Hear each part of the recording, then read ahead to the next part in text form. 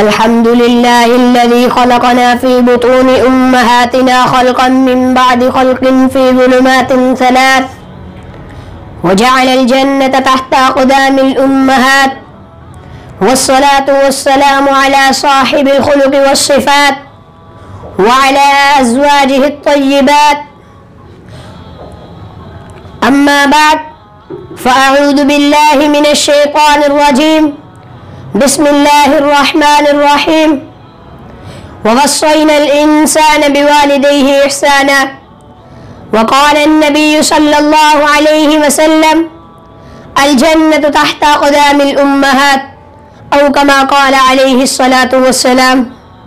والله يا أحباب، لما قرأت هذا الموقف كاد أن يخلع قلبي، فبكيت ولا أعرف كيف بكيت.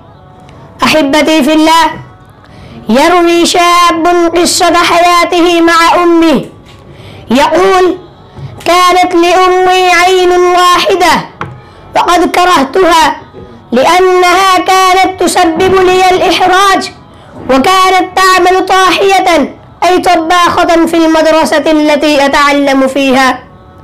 وذات يوم في المرحلة الابتدائية جاءت أمي لتطمئن علي. أحسست بالإحراج فعلا.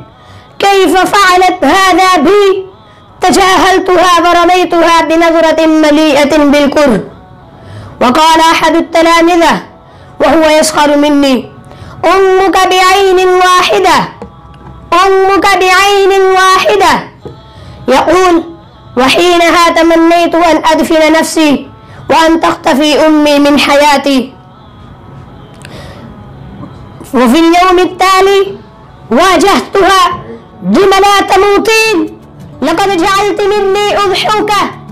لم تجب ولم ترد علي، فلم أبالي لمشاعرها ولم أفكر بكلامها، وأردت مغادرة المكان ودرست بجد، وحصلت على منحة للدراسة إلى سنغافورة.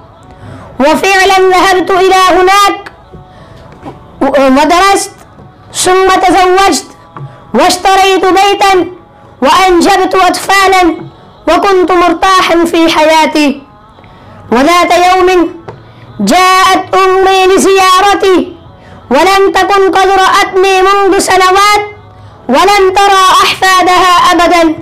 وقفت أمي على الباب، وأخذ أولادي يضحكون، فصرخت فيها: كيف تجرأت وأتيت إلى هناك؟ اخرجي حالا. أجابت الأم بهدوء: آسفة، أخطأت العنوان على ما يبدو.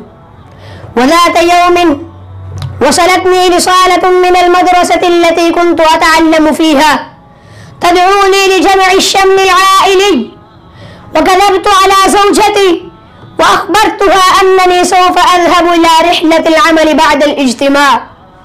وذهبت إلى المدرسة وحضرت الاجتماع، وبعد الاجتماع ذهبت إلى البيت القديم الذي كنت أعيش فيه وأنا صغير مع أمي. أخبرني الجيران أن أمي قد توفيت، لم يذرف ولو دمعة واحدة. يا الله، لم يذرف ولو دمعة واحدة على موت أمي. فقام الجيران بتسليمه رسالة من أمي. جاءت اللحظة الحاسمة. نعم، جاءت اللحظة الحاسمة. ففتح الرسالة فوجد فيها: ابني الحبيب، لا طالما فكرت بك آسفة لمجيئي إلى سنغافورة وإخافة الأولاد، ولكنني كنت سعيدة جدا إنما علمت أنك سوف تأتي للاجتماع، ولكنني قد لا أستطيع مغادرة السرير لرؤيتك. يا الله، فعل فيها كل هذا، وتريد أن تقوم من على سريرها، وتريد أن تقبله وتنظر إليه. فعل فيها كل هذا.